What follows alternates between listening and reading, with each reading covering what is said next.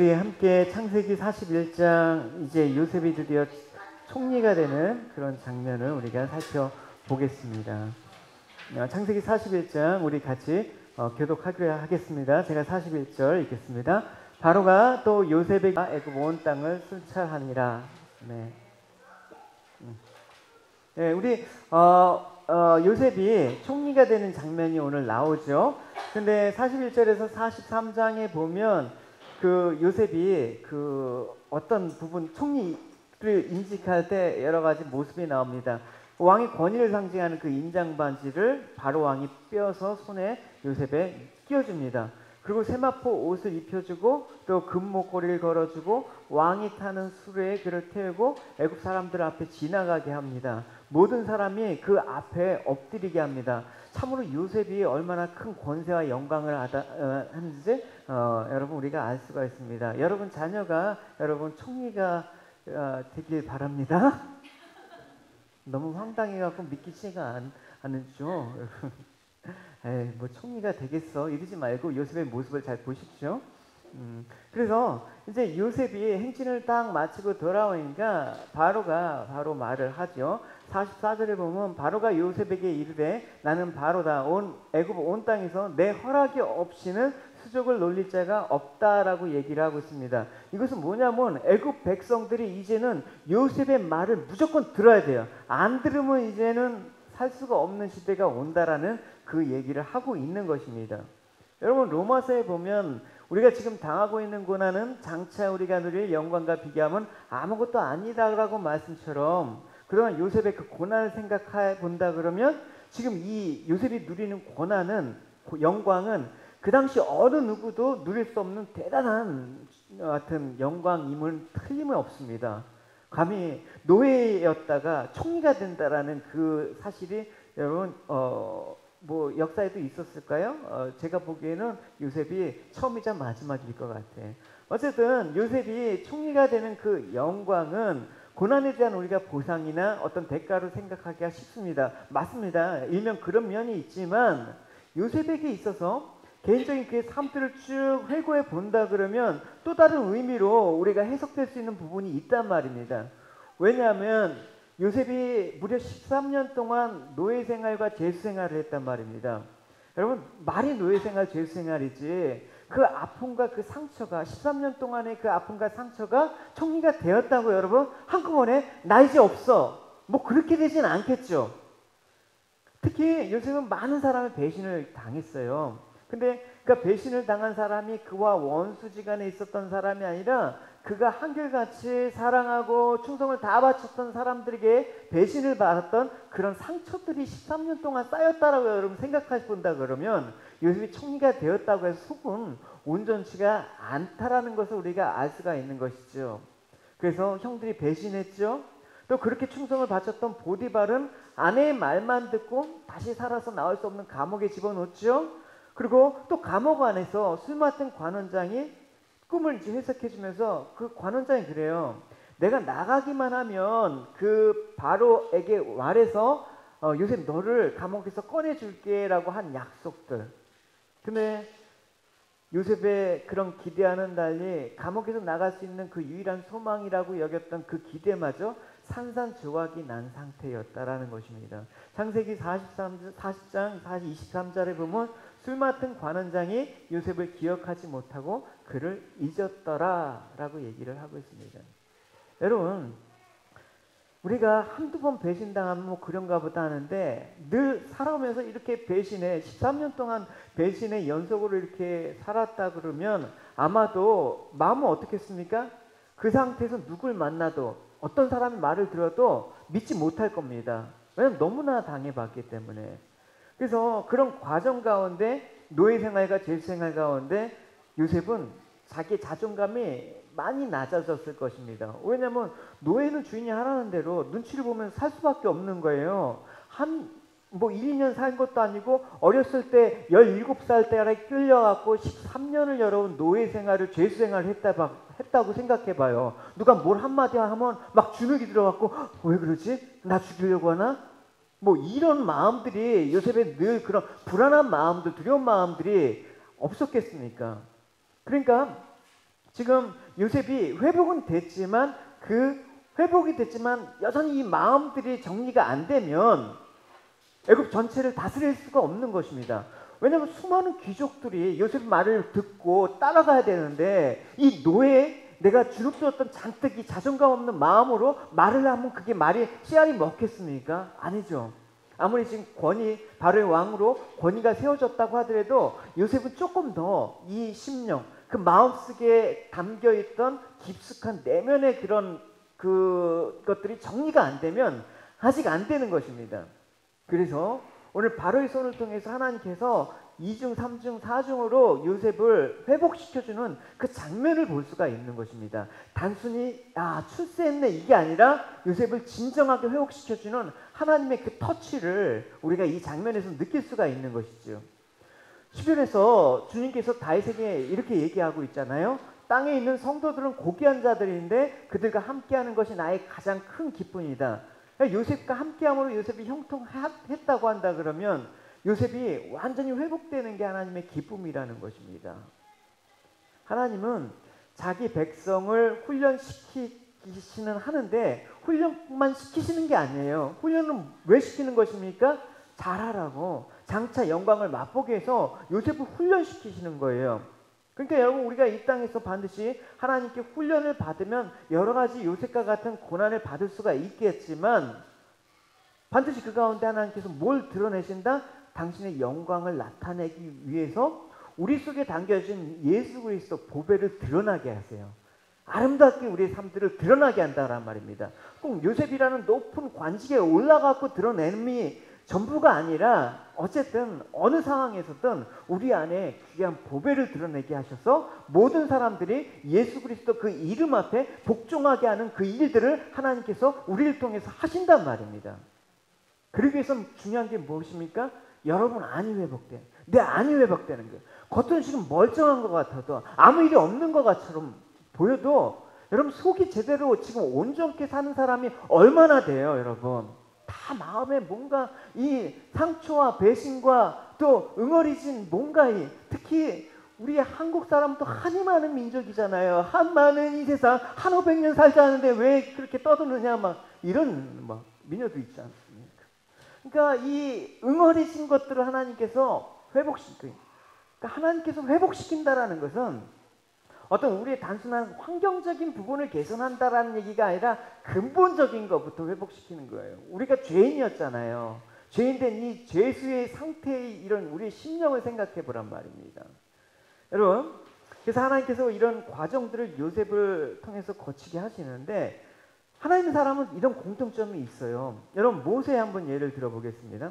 모세가 애굽의 그 왕자로 40년 살다가 이제 살인죄로 도망치지 않았습니까? 그러니까 40년 이제 그 광야의 삶들은 대단히 보잘것없었습니다. 평범한 삶을 살았습니다. 근데 모세의 인생 가운데 큰 전환점이 가지게 된 어느 한 때가 있었습니다. 그게 언제입니까? 모세가 80살 되던 그 해 어느 날이었습니다.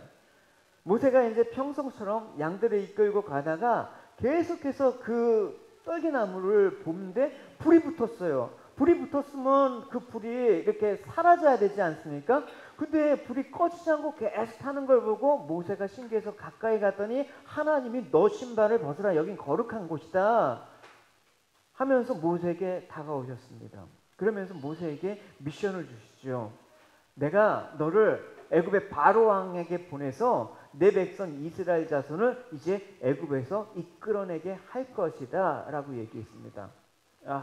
너무 멋지죠.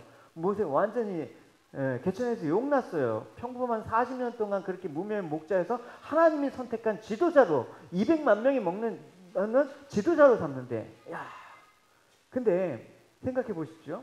40년 동안 그렇게 보잘것없는 그 목자로 살았던 모세가 주님 제가 한번 해볼게요.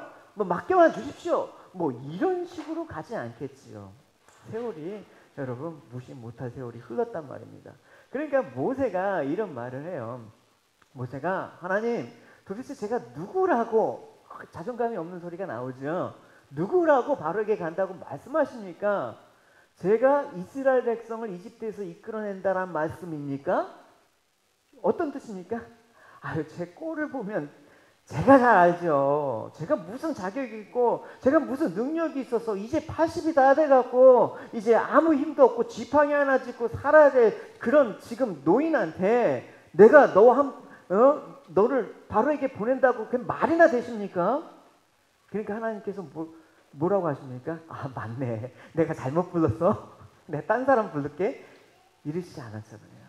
모세가 그런 거예요. 내가 반드시 너와 함께 있으니까 두려워하지 마. 두려워할 필요 없어. 너와 함께 있으면 너가 하는 게 아니라 내가 한다니까 하면서 모세를 아주 다독이십니다. 이쯤 되면 모세가 힘을 얻을 수 있겠는데 여러분 그것도 한 번으로 안 돼요. 여러분 40년이란 말입니다. 40년 동안 여러분 그렇게 살았는데 한 번에 모세가 회복돼 갖고 아 주님 제가 용기를 얻어서 가겠습니다. 뭐 이런 식으로 안 되겠죠. 그러니까 모세가 또 한 번 대답을 합니다. 뭐라고 얘기하냐면 제가 이스라엘 백성들에게 가서 너희 조상의 하나님께서 나를 너에게 보내셨다라고 말을 하는데 만약 그들이 그의 이름이 뭐냐고 물으면 제가 뭐라고 대답을 할까요? 뭐 이렇게 얘기를 하는 것입니다. 모세의 대답은 이런 의미잖아요. 제가 갈게요. 간다고 치면 사람들이 너 누가 보냈어? 라고 물을 거 아니에요? 그때 나는 글쎄 뭐 어디서 뭐 나무 불탄 나무에서 음성이 들렸는데 내가 왔어 이러면 미친놈 소리 들을 거 아니에요. 그러니까 나는 하나님에 대해서 별로 아는 바가 없어요. 솔직히 하나님이 나와 함께 하신다지만 그게 나와 무슨 상관이에요? 지금 이런 뉘앙스가 있단 말입니다. 그러니까 하나님을 신뢰하지 못하는 그 모세에 대해서 하나님께서 그렇지 내가 번짓을 잘못 찾았네 뭐 이렇게 하지 않으셨단 말입니다. 그러니까 너가 나에 대해서 궁금해? 나는 스스로 있는 자야. 너희 백성들에게 얘기하기를 스스로 있는 자가 나를 너에게 보냈다고 얘기만 해.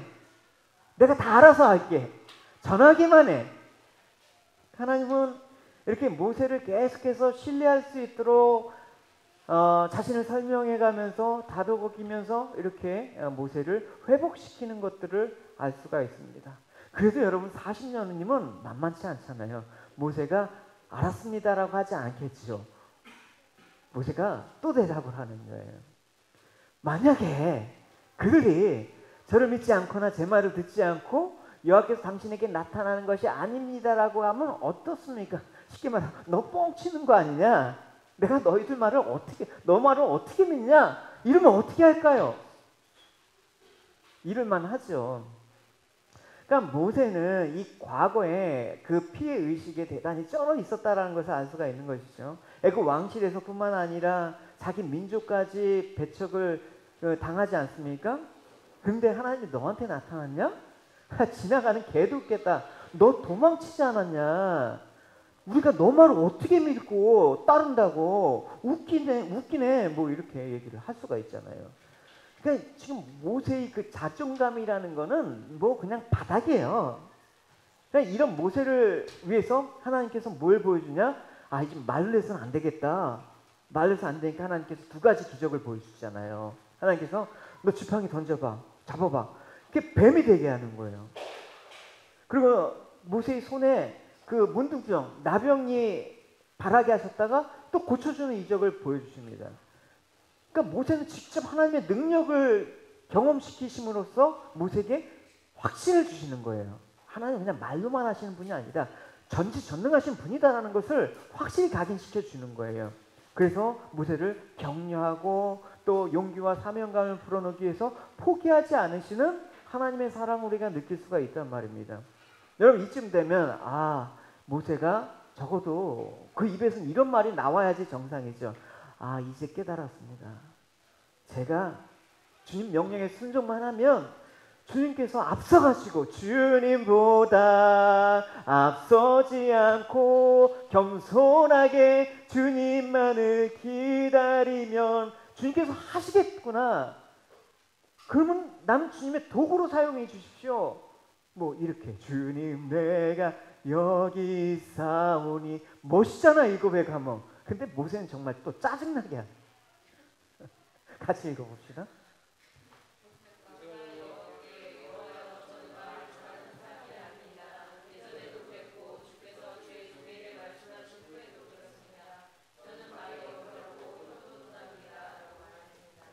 여러분, 하나님 입장에서 보면 정말 꿀밤이라도 한 대 때려주고 싶지 않습니까?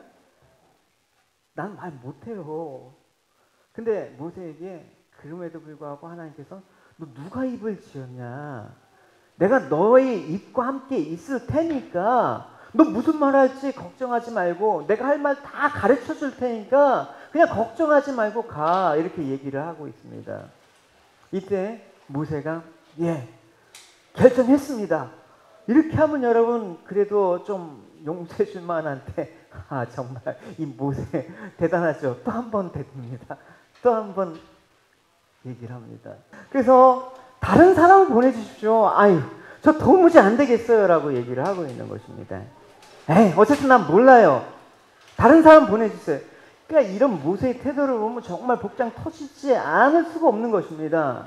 그래서 꼭 참고 있던 하나님께서 결국 화를 내시면서 말을 하십니다. 뭐라고 하시냐면 그러자 여호와께서 진노하셔서 모세에게 말씀하셨습니다. 내 형 레위 사람 아론이 있지 않느냐? 나는 그가 말을 잘하는 것을 알고 있다. 이제 그가 너를 만나러 오고 있다. 그가 너를 보게 되면 기뻐할 것이다 라고 얘기를 하고 있습니다. 그러니까 하나님께서 진노하셨다라는 이 한글 번역은 영어로 보십시오 여러분. The Lord's anger burned against Moses. 그러니까 모세를 향해서 화를 막 태우셨다는 거예요 여러분. 그러니까 얼마나 하나님께서 화가 나셨으면 이렇게 표현을 하겠습니까? 저라면 이렇게 얘기했을까요? 에이 내가 그렇게 얘기했는데 관동 갑오처럼 녀석 알아듣지도 못하고 너 아니면 어디 사람이 없어? 이제 더 이상 못하겠다 하면서 그냥 하나님께서 이제 모세를 팽개칠 만도 하시는데 하나님께서 또 양보하세요. 알았어. 화를 내셨지만 알았어. 내 형 아론에게 너 형 말 잘하는 거 알지? 내가 너희 입과도 함께 해주고 아론 너 형의 입도 내가 함께 해줄게. 걱정하지 말고 아론 너 형하고 같이 동역해. 이렇게 용기를 불어넣어 주시는 거예요. 그러니까 여러분 모세가 살아오면서 80년을 살아오면서 이 자신의 정체성이나 자존감을 거의 찾아볼 수 없는 정도가 되었을 것입니다. 그래서 하나님께서 모세를 개인적으로는 불렀지만 이 개인적인 부름에 모세를 어떻게 민족의 지도자를 사용하려면 그냥 사용이 안 되는 거예요 여러분. 우리가 하나님의 백성으로 부르고 하나님의 거룩한 나라의 제사장으로 부름을 받았지만 그냥 사용이 안 된단 말입니다. 우리가 어디다 사용해요? 그러니까 계속해서 하나님께서 우리의 그 자존감을 회복시키는 것이죠. 그래서 하나님께 대한 신뢰를 갖게 하시고 그 사명을 심어주시고 그 열등감과 두려움에서 오는 책임과 회피를 용기로 바꿔주시는 그런 일들을 하신단 말입니다. 그래서 여러분 신약시대 요셉뿐만 아니라 모세, 엘리야, 다윗 신약시대 예수님 제자들도 이런 회복을 거쳐서 진정 하나님의 영광을 드러내게 하신다라는 것을 잊지 마셔야 되는 것입니다. 예수님의 제자들 보십시오 여러분. 특히 베드로 보십시오. 얼마나 주눅이 들었는데 그래서 부활하신 후에 그 디베라 바닷가에서 고기 구워주시면서 너 나 사랑하니? 그 베드로의 그 땅에 떨어진 그 자존감 정체성을 회복시켜 주잖아요 여러분. 그러니까 성경에서 이야기하는 이 하나님께서 우리를 회복시켜주는 이 장면을 왜 기억하느냐? 이걸 왜 기억해야 돼요? 단순히 힘내라는 얘기가 아니라 이 세상에서 우리가 겪는 얘기는 성경에서 비춰주신 나의 모습과 갭이 사실은 너무나 다르게 나타날 때 문제가 생긴단 말입니다. 어느 게 진정한 내 모습일까? 하나님께서 말하는 정말 존귀한 하나님의 자녀가 나의 모습인가? 아니면 정말 세상에서 못난 취급을 받는 이 못난 내가 진짜인가? 이렇게 혼동이 오잖아요. 그죠? 세상 가운데 살면서 계속해서 주눅을 받고 그렇게 구박받고 살아보세요. 그렇게 여러분 쉽지가 않죠. 그러니까 하나님 말씀을 이렇게 교회에 와서 들을 때 하나님 앞에서 내가 되게 존귀한 사람 같습니다. 그죠? 아 목사님 난 주의 존귀한 자냐? 힘내야지. 보라, 그거 봐. 그래서 엘리베이터를 타고 막 하늘같이 오다가다 이제 세상에서 누가 야, 뭐 너나 잘해, 뭐 믿음이 밥 먹여주냐? 지 코가 석잔데 이러면 그냥 나는 존귀한 자녀에서 그냥 한없이 곤두박질 치는 거예요. 그 상태로 여러분 오래 있잖아요. 그러면 이 요셉과 같은 이런 지금 하나님께서 세워주실 때 이런 요셉의 마음과 같은 상태가 된단 말입니다. 그러니까 여러분 우리가 세상에서 도무지 아무것도 내세울 것이 없고 그 사이에 왔다 갔다 하면 방황이라는 걸 합니다. 왜 방황을 합니까? 이런 세상에서 나의 모습이 진짜인 줄 알고 오랜 세월 살아보니까 방황을 하는 거예요. 내 자존감이나 이 정체성이 없어지니까 방황을 하는 거예요. 여러분 하나님께서 요셉처럼 모세처럼 우리를 완전히 회복시키실 것이라는 그런 기대와 그런 인내함으로 여러분 사시기 바랍니다. 할렐루야. 그래서 오늘 본문에 보면 이제 바로 왕의 호의가 여기서 끝나지 않죠. 45절에 보면 요셉의 이름을 사브나 바네아라고 얘기를 하고 있습니다. 이게 애굽식의 이름이거든요. 그래서 이 애굽식의 이름을 주고 또 애굽 그 제사장 딸을 아내로 줍니다. 그래서 결혼시킵니다. 여기서 보면 바로 왕이 요셉에 대한 호의가 얼마나 대단한 것인지는 우리가 충분히 짐작할 수 있는데 이 호의의 저희에는 뭐예요? 이 요셉을 동화시키는 거예요. 이제 애굽 사람으로 동화시켜 갖고 우리 사람으로 만들어야 되는 것이죠. 바로 입장에서는 당연한 거예요. 왜냐하면 총리가 있는데 늘 자기 나라 그리워하고 여기서 뭐 직업처럼 생각하면 안 되잖아요. 그러니까 이 애굽을 완전히 자기 조국으로 생각하고 전심전력할 수 있도록 바로 왕은 이 요셉의 마음을 동화시키기 위해서 사심 없는 호의를 사심이 있죠. 이 정도면 막 쏟아붓는 거예요.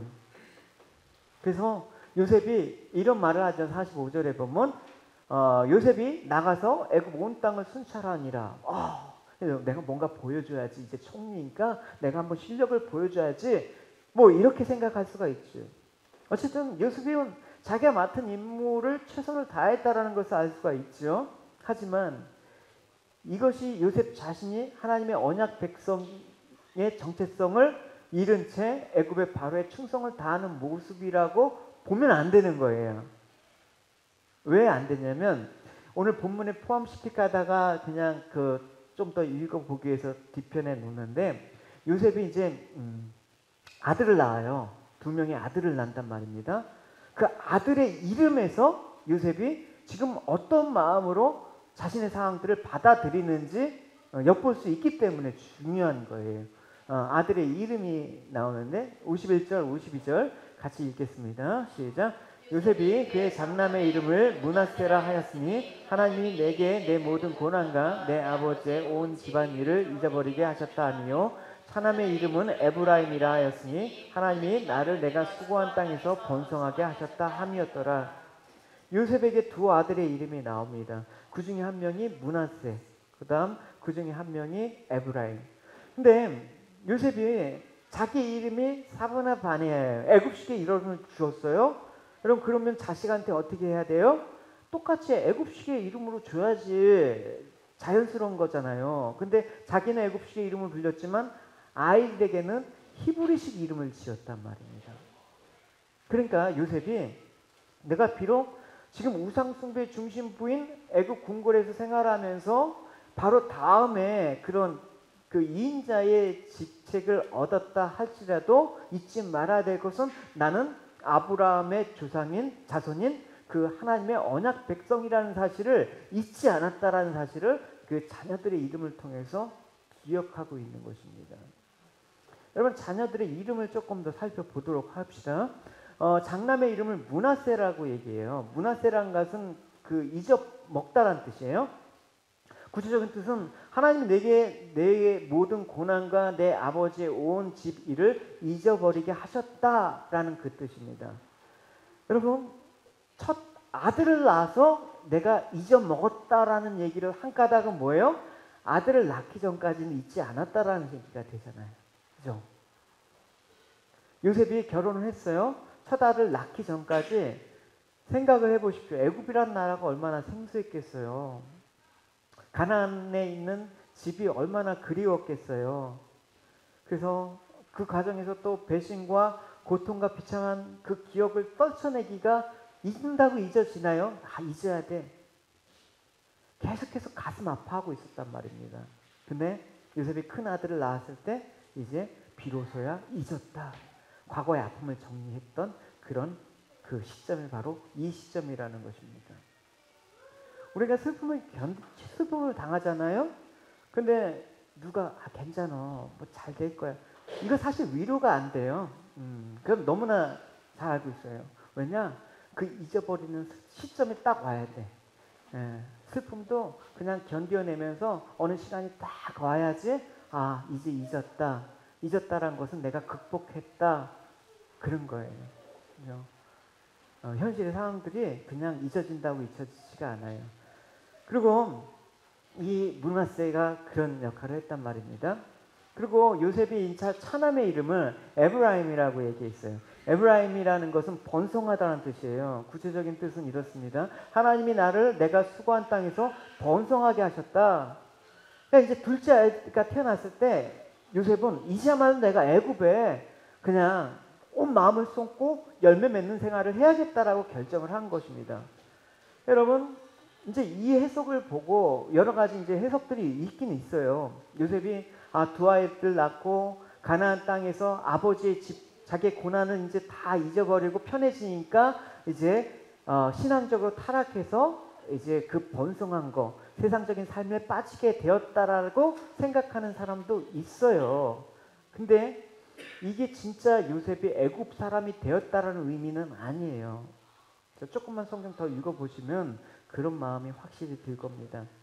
어쨌든 요셉에게 있어서는 지금까지 이 애굽에 있어야 될 이유를 사실 명확하게 이해를 못합니다. 하나님 뭔가 나를 이끌어 주셨다, 함께 해주셨다, 하나님께서 나에게 꿈을 주셨다. 뭐 큰 관점에서는 하나님 믿고 하나님의 인도하심을 인정을 했겠죠. 근데 그럼에도 불구하고 이 애굽에까지 내가 왜 흘러와야 됐는지 매일 고민을 했을 거예요. 내가 왜 여기에 계속해서 이 상태에 있어야 되는 거지? 완전 이해가 되지 않아요. 내 인생에 어느 시점에 해석이 딱 되는 그 시점이 있단 말입니다. 이해하고 우리가 믿음 생활을 하고 순종해서 간다 그러면 얼마나 좋겠습니까? 근데 그렇지가 않다는 말입니다. 도무지 모르겠어요. 그래서 모르고 있다가 이제 하나님께서 계속해서 요셉을 총리로 세우면서 요셉이 이제 두 아이를 낳고 나서 하나님의 뜻이 바로 이런 거구나라고 구체적으로 깨닫게 된 시점이 바로 이 두 아들을 낳은 시점이라는 것입니다.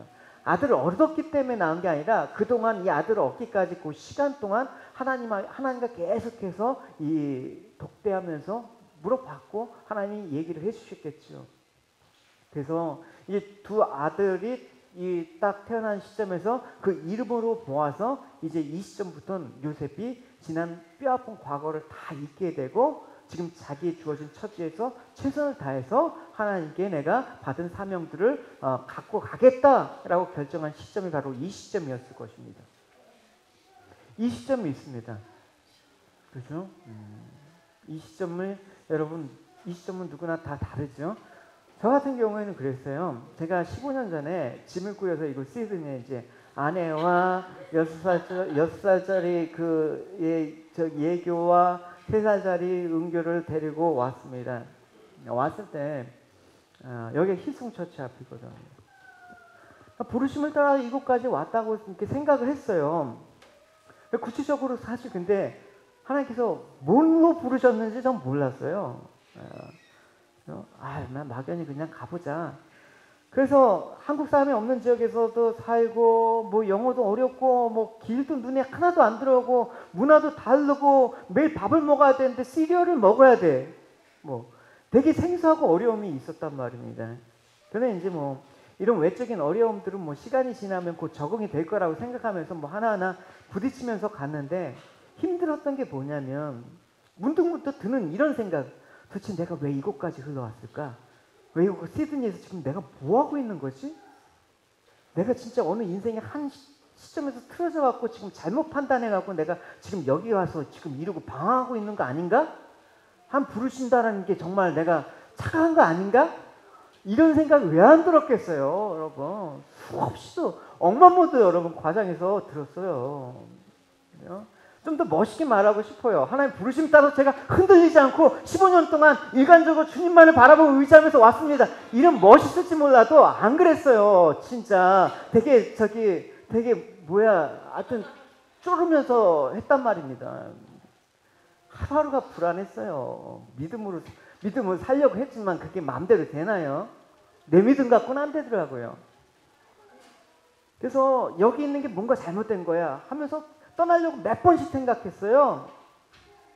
뭐 교회 이제 섬기면서 보니까 이전에 섬기셨던 목사님도 그냥 훅 가버리시고 뭐 아무것도 남아 있는 것도 없고, 에이 그래 이게 하나님 뜻이다 가자.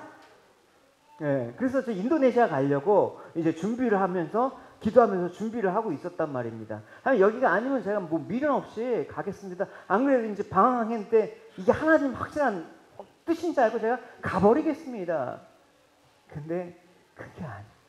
제가 어느 순간에 딱 여기서 남아서 내가 열매를 맺어야겠다고 결심하는 순간이 뭐냐면, 남아있는 몇몇 청년들, 한 명이라도 천하보다 귀한데 이거 보잘것없는 워킹 청년들 몇 명 남겨놓고 내가 가버린다 그러면 난 평생의 오점이 될 거야. 마음이 안 편한 거야. 에이, 그래서 하나님 그냥 가보겠습니다. 그 당시 남아있는 청년들한테 어떤 마음이 있겠어요? 내가 이 청년들을 목회 잘하겠다 이런 마음이 아니라 그냥 이 자녀, 내가 영적인 그냥 자녀처럼 제가 양육해버리겠습니다. 그러니까 교회가 어떻게 됐든 그런 건 전 목회 비전과 차랑 없어요, 여러분. 저한테 목회 비전과 차랑 물으신다 그러면 몰라요. 그냥 왔어요. 한 가지, 이 남아있는 청년, 제게 맡겨주신 하나님 양이라면 제가 끝까지 양육해 보겠습니다 하고 마음먹은 그 순간 바뀌더라고요, 태도가. 그러니까 지금 천국으로 간 효진이도 그때 여러분 제가 왜 아파했는지, 제가 지금도 계속해서 아파하는지 여러분 이해 가시잖아요, 여러분.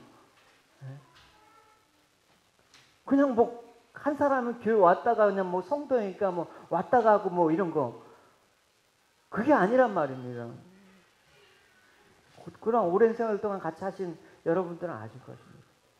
그러니까 지금 요셉이 애굽에서 총리가 되어서 애굽을 위해서 일을 하고 있었지만 지금 자신의 정체성이 분명하지 못했습니다. 내가 이 땅에 살아야 되나? 호주를 위해서 우리가 열심히 살아야 되죠. 그러나 우리의 정체성이 무엇인지는 잊지 않고 살아야 되는 거예요. 그거 잊으면 이 땅에 살아도 어디 가도 여러분 그냥 우리는 방황하게 돼 있어요. 예수님께서 말씀을 하셨습니다. 내가 온 것은 생명을 얻게 하고 더 풍성히 얻게 하려는 것이다 라고 말씀을 해주셨단 말입니다. 그러니까 우리가 요셉과 같이 이 고난 끝에 주어진 풍성함이 와요, 여러분. 지금 저는 엄청 풍성해요. 돈이 있다고 자랑하는 게 아니라 예전에 15년 전에 3에 비해서 너무나 많은 것들을 누리고 있어요, 사실. 그냥 걱정 없이 지내요. 근데 제가 이 풍성함들을 세상이 주어진 내가 열심히 목회해서 얻어진 결과물이라고 생각한다 그러면 반드시 타락합니다. 타락할 수밖에 없어요, 목회자는. 우리는 어떻게 생각해야 돼? 여러분이 풍성함을 누릴 때가 있어요. 지금 고생하더라도 그게 여러분 고생이 끝까지 가겠습니까? 여기서 열심히 살고 일하는데 여러분 끝까지 그렇게 힘들게 살겠습니까? 어느 시점에서는 집도 살고 어느 시점에서는 그냥 걱정 없이 살 때도 분명히 있을 거예요. 그러나 그것이 세상이 주는 선물로 생각하면 안 된단 말입니다. 요셉이 총리 왔을 때 자기의 실력으로 거기까지 올랐다고 생각한다 그러면 요셉은 그냥 애굽 사람으로 믿음의 사람과는 거기가 먼 삶을 살았을 것입니다. 그래서 하나님께서 우리에게 이런 풍성함을 허락하실 때 우리는 하나님이 나를 사랑하시는 그런 표현으로 생각하는 거예요. 하나님 이런 식으로 나를 사랑하시구나. 세상 사람들이 나를 칭찬할 때 하나님께서 이런 식으로 나를 위로하시구나 라고 생각을 해야지 우리가 하나님의 은혜를 계속해서 잊어먹지 않을 수가 있단 말입니다. 어떤 사람 똑같은 고급차를 타고 다니면서도 하나님 은혜 누리는 사람 멋있게 누려요. 근데 똑같은 고급차를 타고 가면서 그 벤츠 검은 거 요즘 조폭들이 타고 다닌다면요, 그걸로 훅가시 잡고 다녀. 죄 짓는데 한단 말입니다. 똑같은 걸 해도 다르단 말입니다. 여러분, 똑같이 우리에게 주어진 풍성함이 있는데 그걸 하나님께서 주신 선물이라 생각하고 멋있게 나누면서 사는 사람이 있는 반면 끝까지 훅까지 다니면서 그렇게 그냥 나 잘난 맛에 그렇게 죄악을 저지르는데 사용한단 말입니다. 그게 무슨 차이입니까? 근본적으로 이 모든 것이 어디로부터 왔는지에 대한 생각이 다른 데 있는 것입니다. 신명기에 이렇게 얘기하고 있습니다. 여러분의 하나님 여호와께서는 여러분의 조상 아브라함과 이삭과 야곱에게 약속하신 땅으로 여러분들을 인도하시고 여러분에게 건축하지 않는 크고 아름다운 성을 여러분에게 주실 것입니다. 그리고 여러분이 구입하지 않은 좋은 물건들로 가득 찬 식구와 여러분들이 파지 않은 우물과 여러분들이 심지 않은 포도원과 감람나무를 주시고 또 여러분에게 먹을 것을 충분히 주실 것입니다. 그때 여러분들은 이집트에서 종살이 하던 여러분들을 인도해내신 여호와를 잊지 않도록 조심하라는 거예요. 그렇죠? 조심하라는 것입니다. 그러니까 이 조심했다라는 이 말을 요셉은 잘 새겼습니다. 그 증거가 무엇입니까? 그 증거가 요셉은 이 세상에 있는 모든 것들이 주님께서 주관하신다라는 걸 인정하기 시작한 것입니다. 그럴 때 주님께로부터 온 것임을 인정했을 때 나한테 주어지면 그게 하나님 선물이라고 생각해. 그러면 나한테 주어지지 않으면 뭐라고 생각해야 돼요? 하나님 나를 사랑하기 때문에 주지 않는 거야. 그러니까 줘도 좋고 안 줘도 좋은 거예요. 그러니까 상관없이 우리 삶들은 풍성하게 사는 거예요. 그죠, 여러분? 풍성함들. 이런 풍성함들을 하나님께서 허락해 주셨잖아요. 풍성함의 잣대가 제가 얘기하는 건 물질이나 뭐 어떤 그런 게 아니란 말입니다. 이미 우리에게 말할 수 없는 풍성함을 허락해 주신 거예요. 여유가 있어야죠. 그래서 요셉이 이 실권을 잡고 나서 한 일이 있어요. 그냥 자기 기쁨에 취해서 이제 주님의 일을 잊어먹은 것도 아니고요. 또 2인자예요. 여러분 이제 넘버 2가 됐단 말입니다. 그럼 여러분 어떤 생각을 합니까? 보통 정치하는 분들이 정권을 잡으면 꼭 이런 생각 한답니다. 내가 손봐줘야 될 사람이 좀 있어 하면서 이제 정치 보복이라는 것을 하는 것이죠. 근데 요셉은 그런 모습이 없었습니다. 생각해 보십시오. 보디발, 자기가 종이 있을 때는 보디발 장군이 하늘과 같은데 지금 2인자인데 보디발은 진짜 세 발의 피예요. 넌 나를 그렇게 못 믿어갖고 감옥에 보냈지? 일로 와! 뭐 이럴만 하지 않습니까, 여러분? 넌 나한테 무시했지? 일로 와! 요셉이 그런 모습이 있었습니까? 왜? 요셉은 이 모든 것이 어디로부터 왕 것이고 자신조차도 하나님의 은혜로 지금 누리는 것임을 알았기 때문에 요셉은 이 은혜를 나누는 데 초점을 맞춘 삶들로 그렇게 살아갔다라는 거예요. 어떻게 우리가 하나님의 은혜를 다 갚을 수가 있겠습니까? 100만 분의 1, 1000만 분의 1이라도 우리가 조금이라도 나누고 보답하면 그게 값진 일이죠. 그러니까 보복을 생각하지 않은 이 요셉의 마음에서 여러분 우리가 뭘 느끼냐? 우리가 하나님께서 놀라운 은혜를 주셨을 때 은혜에 제대로 반응하는 그 요셉의 모습은 우리에게 본받아야 되는 것입니다. 과거에 나에게 아픔을 주고 과거에 나를 배신했던 사람들은 그냥 관대하게 용서해 주는 그 반응들, 그게 우리한테 중요한 것입니다. 흘러간 과거를 되돌릴 수 없잖아요. 그 과거는 이제 하나님께 맡기고 그냥 용서하는 거예요. 하나님께 올려드리는 것입니다. 여러분 우리가 왜 용서를 안 하면 안 되냐면 우리가 과거에 하나님께 어떤 자였습니까? 로마서에서는 우리가 아직 죄인 되었을 때 그리스도께서 우리를 위해서 죽으심으로 하나님께서 우리에 대한 사랑을 나타내셨다라고 얘기를 하고 있습니다. 죄인이었습니다. 우리가 하나님 죽인 자였습니다. 근데 우리가 용서를 안 해준다 그러면 하나님의 은혜, 용서 은혜를 경험하지 못한 사람이에요. 그 사람은. 그래서 내가 하나님으로부터 용서를 받은 자라는 사실을 아는 자가 남을 용서할 수 있는 것입니다. 여러분 누구 용서하기 전에 여러분 자신이 어떤 자인가 여러분 잘 생각하시고 하나님이 용서받은 자로서 그것들을 회복하셔야 되는 것입니다. 디모데 후서에 보면 사도 바울이 자신이 받았던 그 상처들을 그 경험들을 이야기하고 있습니다. 그게 뭐냐면 로마 법정 앞에 서야 됐어요. 로마 법정 앞에서 재판을 지금 하는데 그 당시 재판정에 쓴다라는 거는 그냥 뭐 벌금형을 맞고 그런 게 아니에요. 당시 로마 황제 네로가 교회를 핍박하고 기독교를 말살하려고 하는 상태여서 바울은 지금 로마 법정에 서 있는 상태예요. 그러면 여러분 어떻습니까? 바울의 제자가 한두 명이었겠어요? 바울로부터 은혜를 입은 사람이 한두 명이었겠어요? 근데 바울이 그 시점에서 고백하는 거예요. 내가 처음 변명할 때, 변호할 때, 재판정에서 변호할 때 나와 함께한 자가 하나도 없었다. 다 나를 버렸다. 여러분 공경의 순간에 뭐라고 하고 있습니까? 나와 함께한 자가 없었대. 나를 다 버렸대. 말이야. 여러분 이쯤 되면 인생이 너무나 허무하게 느껴지지 않습니까? 내가 저 많은 사람들을 사랑하며 섬기면서 내 삶에 모든 것들 쏘아 부었는데 돌아오는 거는 무관심. 아무런 지지하지 않고 그렇게 오는 무관심. 그래서 목회자들이 있잖아요. 보통 이제 목회 현장에서 떠나고 은퇴하고 이제 그 목회 현장에서 떠날 때 뭐 이런 여러 가지 심적인 그 뭐 아픔들이 온대요.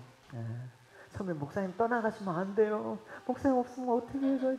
제발 더 있어주세요. 하다가 뭐 그냥 갔는데 뭐 한두 달은 전화가 온대요. 목사님 괜찮으세요? 저 목사님 기다릴게요. 그리웁니다. 자주 찾아갈게요. 하면서 한두 번은 와. 1년만 지나 보십시오. 누구시죠? 이름이 뭐였더라? 주님 목사님. 틀림없이 여러분. 그래서 제가 나중에 떠나게 되면 여러분 저 잊지 말라고 얘기 안 할게요. 잊으세요. 잊으세요. 그래서 목회자는 자기가 양육했던 성도들을 잊지 못한다고 합니다. 저도 그 시점이 오겠죠, 뭐 어쨌든. 그래서 그 기분들이 여러분들도 우리가 살면서 느끼지 않지 않습니까? 모든 것을 쏘아다 보는데 믿었던 사람이 나한테 실망을 줘. 그 고통이 어떤지 여러분 아실 겁니다. 우리가 살면서 다 경험하게 돼요. 어떤 사람은 내가 마음을 다해서 그렇게 쏟았는데 그 마음을 산산조각 내갖고 돌려주는 사람도 있습니다. 그러니까 바울의 심정이 여러분 여기서 어떻겠어요? 근데 바울은 결정적으로 뭐예요? 내가 나가면 가만히 안 둬. 이게 아니라 허물을 돌리지 않기를 내가 원한다. 그 말을 하고 있는 것입니다. 왜 허물을 돌리지 않기 원했습니까? 역시 바울은 믿음이 대단했어. 뭐 이렇게 생각할 수도 있지만 바울은 이 시점에서 제가 이 말씀 묵상하면서 바울은 이 시점에서 한 사람이 떠올렸을 것 같아요. 누가 떠올랐을 거예요? 자신이 이제 예수를 핍박하는 무리들과 함께 동조해서 죽음으로 내몰았던 스데반 집사.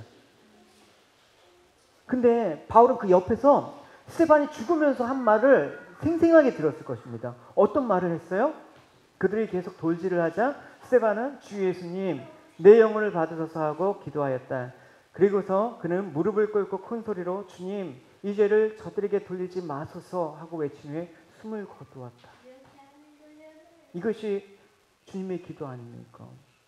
이것이 이 기도가 이 시점에서 다른 사람이 다 버렸다고 하더라도 사도 바울은 자신을 용서한 이 스데반의 기도가 들렸을 것입니다. 요셉은 이 주님의 마음들을 알았기 때문에 요셉이 그리스도를 예표하는 그런 모습이라고 얘기해 주잖아요. 그래서 십자가에 달리신 예수님의 기도와도 같은 것입니다. 이제 피터. 그래서 십자가에 달리신 예수님의 기도가 무엇입니까? This is like the prayer on Jesus on the cross. Let's read together. 같이 읽어봅시다. 그러나 너희 듣는 자들에게 내가 말한다. 너희 원수를 사랑하고 너희를 미워하는 사람에게 친절을 베풀어라. 너희를 저주하는 사람들을 축복해주고 너희를 모욕하는 사람들을 위해 기도하라. Peter, can you read this verse?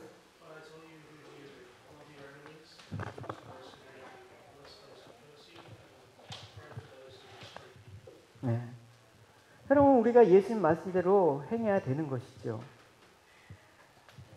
So we have to act in accordance to the word of Jesus. 우리가 용서하고 은혜를 흘려 보내려면 우리가 원수를 위해서 기도해야 되는 것이죠. And if we want to send grace and forgiveness, then we have to pray for our enemies. 그것이 또한 예수님 우리를 위해서 하신 일이라는 것을 기억해야 되는 것이죠. And don't forget that this is what Jesus has done for us.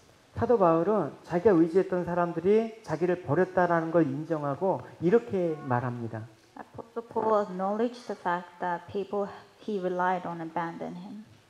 네, 같이 읽게요. 주께서 내 곁에 서서 나에게 힘을 주심은 나로 말미암아 선포된 말씀이 온전히 전파되어 모든 이방인이 듣게 하려 하심이니 내가 사자 입에서 건짐을 받았느니라. But the Lord stood at my side, gave me strength so that through me the message might be fully proclaimed, and all his Gentiles might hear it. And I was delivered from the lion. 여러분들 중에서는 지금 바울이 무엇을 표현하고 있는지 이해하실 수 있는 분이 계실 겁니다. And I'm sure some of you here can relate to Paul in a personal level. 살면서 내가 마음 준 사람들이 다 곁에 없는 것 같지만 그때 누가 계신다? 하나님이 계신다. And those who we gave our hearts may no longer be around, but at that moment you could feel the presence of God so strongly. 가장 힘들 때, 가장 고통받을 때, 가장 막막할 때 누가 계셨다고요? 하나님이 함께 계셨다. When we are the most weak and the most betrayed, we know that we can always rely on God. 그 내 곁에 계신 주님께 내가 기댈 수 있다라는 것을 알게 되었을 때가 은혜죠. And I don't want you to ever forget this. 오늘 요셉도 자신이 총리가 되어서 형통한 것은 바로 하나님이 함께 하심의 은혜 덕분이라는 것을 알았습니다. Joseph knew that his success was not from the fact that he was the right hand of the Pharaoh, but rather from God. 그렇기 때문에 하나님의 뜻은 내가 행한 일보다 더 크고 자신에게 일어난 일은 하나님이 그 계획하신 일보다 일 안에 있다라는 것을 알았다라는 거예요. So understanding that God is far greater than our inconvenience in our small lives is necessary. 예, 오늘 본문에 보면 바로가 이렇게 명령을 합니다. 애굽 온 땅의 굶주림에 백성들이 바로에게 부르짖어 양식을 구하는지라 바로가 애굽 모든 백성에게 이르되 나한테 하지 말고 요셉에게 가서 요셉의 말대로 그대로 해라 이렇게 얘기하라.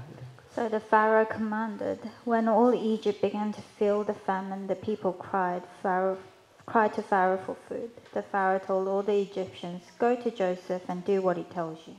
이게 무슨 말입니까? 요셉에게 가서 양식을 얻어서 생명을 구원하라는 뜻이에요. So what this means is that go to Joseph to collect the food that will ultimately save your lives. 바로가 식량에 대해서 요셉에게 모든 고난을 위임했듯이 우리의 생명의 양식도 누가 주신다? 예수님, 하나님께서 예수님한테 가라 이렇게 얘기하신 거예요. The Pharaoh gave all authority over the distribution of food to Joseph, and therefore it was up to him to save the dying people of Egypt. 그러니까 요셉은 이제 총리가 되게 하신 하나님의 의도가 궁극적으로 무엇을 위한지 구체적으로 이제 드러나게 이제 해석이 되기 시작한 거예요. And now you can say that Joseph symbolizes Jesus in that particular situation. 하나님께서 이제 오늘 우리의 삶의 자리에 있게 하신 뜻이 점점 분명해질 때가 있으리라고 생각을 합니다. And now I'm sure that you can see God's intentions that He has installed for you in your lives. 물론 지금 우리가 잘 모를 수가 있어요. And of course, you may not know this right away. 하지만 요셉과 같이 변함없는 신앙이 우리에게 요구된다라는 사실을 기억하시고 하나님 기억하면서 의지하시는 여러분이 되시길 축원합니다. But what's important is that you do not forget about the grace of God and His intentions that He has for you. 예, 기도하겠습니다. 하나님 감사합니다. Lord, I thank you. 하나님과 원수가 되어서 하나님 핍박하는 자로 하나님 저희들 살았는데 예수 그리스도의 십자가로 구원하셔서 하나님 자녀 삼아 주셔서 감사합니다. There are times where we stood against you, but even though we did that, you still regarded us as your children. 그뿐만 아니라 그 풍성함으로 우리를 회복시켜 주시는 은혜가 더하니 감사드립니다. And even amongst those times, you still continue to add grace upon our lives. 저희들 요셉과 같이 하나님께서 주시는 은혜와 사랑이 우리 안에서 흘러 넘쳐서 주변 사람들을 풍성하게 하는 물된 동산과 같은 인생이 되게 하여 주시옵소서. And I don't want you to just stop at us, but rather the grace that you pour up on us spreads to everyone. 그러나 주님, 우리 궁극적인 꿈, 궁극적인 최종 목적지는 하나님 나라임을 절대 잊지 않도록 하여 주시옵소서. Let us never forget the fact that our final destination is the kingdom of God. 세상의 평안함을 추구하지 않고 주님 나라 평안함을 강구하는 저희들 되게 하여 주시옵소서. And Lord, let us be at peace and wait till the day where we reach your kingdom. 천국의 소망을 두고 날마다 절망 가운데 있는 나를 구원하시기 위해서 찾아오신 예수님을 바라보게 하여 주시옵소서. Let us look towards Jesus, who came to this earth to save us, so that we may enter the kingdom of yours. 하나님의 부르심의 소망과 기업의 영광의 풍성함이 하나님 지극히 능력이 크심을 깨달아 저희들 이 땅 가운데 믿음으로 힘차게 살아갈 수 있도록 은혜 내려 주시옵소서. Let us know that there is a grand inheritance waiting for us, and that you will guide us through that. 감사드리며 예수님의 이름으로 기도드렸습니다. In Jesus' name I pray. Amen. 우리 같이 찬양 고백하겠습니다. 아버지 거룩한 그 사랑, 아들의 생명을 보내주셔서 그 피로 우리가 주께 나갑니다. 우리 안에 그 사랑을 보게 하시고 우리 앞에 선 저 푯대를 향해서 복음 위에 힘써 나가는 저희들 되게 하여 주시옵소서.